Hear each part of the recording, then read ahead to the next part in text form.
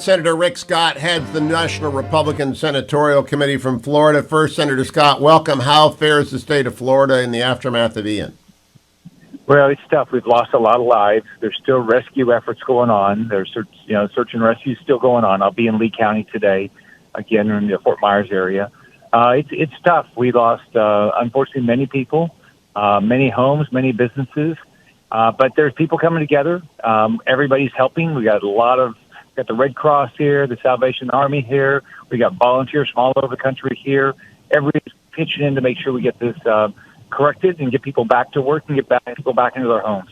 Very glad to hear it. Senator, my pal Mike Gallagher is raising funds for the relief down there, so on the next show he'll be talking about that. I want to run through the Senate map with you, Senator. I was going to start with the 5 must-holds by Republicans, but let's start with the would-be Republican takeover in Georgia since Herschel Walker's in the news. Is Herschel Walker's campaign damaged by the abortion story in the Daily Beast or the angry tweets by his son? Well, look, this is just textbook 101 for the Democrats. They know they're going to lose. Herschel Walker's running a good race. He's a great candidate. Raphael Warnock is Joe Biden. It's just this lies, cheat, and smear. That's what the Democrats do. They did it to Brett Kavanaugh. They did it to Clarence Thomas. They're doing it to Herschel Walker. But he's going to win. And so we're going to win in Georgia. The Daily Beast story might fit into that category. Do the tweets from his son matter? No. I mean, people are going to vote about. They care about is Herschel or Raphael Warnock going to be better for the economy, for your kids' education, for public safety, for a secure border, for our lethal military? It's a pretty easy choice. It's easy to pick Herschel Walker over Raphael Warnock. Now, let me run down the 5 Republican-held seats that Democrats had a hope for at some time or another. Alaska, Lisa Murkowski. Missouri, where Eric Schmidt is ahead. Ohio, where J.D. Vance is ahead. He's coming in here later. Pennsylvania, where Dr. Oz is at least tied and surging. North Carolina, Ted Budd. Where are you putting most of your resources? I think they're all locked up, but you tell me. Well, first off, Eric Schmidt's way ahead. All right. We're going to win Alaska. Next, Ron Johnson. People talk about Ron. Ron's never been ahead in the poll ever. He's ahead. Yeah, I know. I didn't even have him on my list because he's winning so big. Yeah. I mean, Oz is running a great race. He's either tied to barely down. He's surging. People aren't going to vote for Fetterman. Democrats don't even want to spend money in North Carolina because they know Sherry Beasley cannot beat Ted Budd. So we're going to be able to defend our 50, right? And then we've got 2+ pickup opportunities. We'll win in Georgia.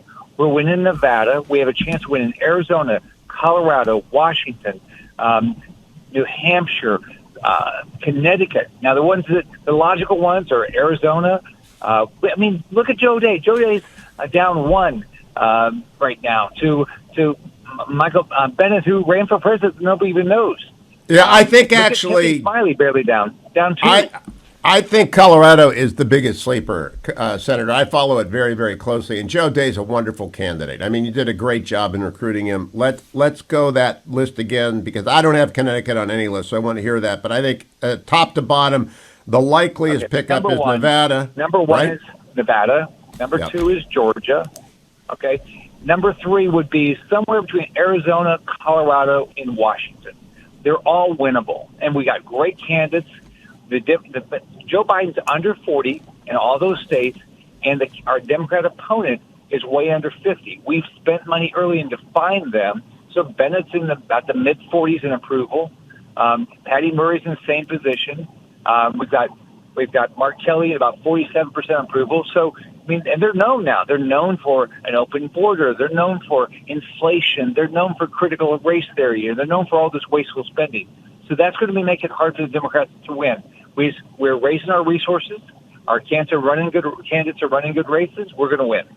Now, in terms of that, when will you look for early? If Pennsylvania comes in for Oz early, and by a significant margin, do you expect the night to be just a replay of 1980? I think it's good. Yeah, I think there's no energy on the Democrat side. It's like Hillary Clinton. There was no energy for Hillary Clinton. There's no energy for Joe Biden's agenda. So here's what they have to do. The only way they can possibly win is just smear the living daylights out of our candidates. So that's what they do. They talk about the issues that people are not their big issues. Their big issues are inflation, the economy, their kids' education, public safety. Crime is a big issue in these states. And so the Democrats are on the wrong side. They've supported defund the police. They're anti-law enforcement. So we're on the right side of all these issues. The Democrats are on the wrong side. So I think we're going to have a great night. Senator Rick Scott, always good to check in with you. Thank you, especially in hopes and prayers for the recovery effort in Florida. You're a good senator. You've done this before as a governor, and you know the challenge that Ron DeSantis is facing right now. The president will be in Florida today. They'll put aside their political differences, right? Absolutely. We want everybody to work together, state, local, and federal. Let's help all these families that are hurt. Thank you, Senator Scott.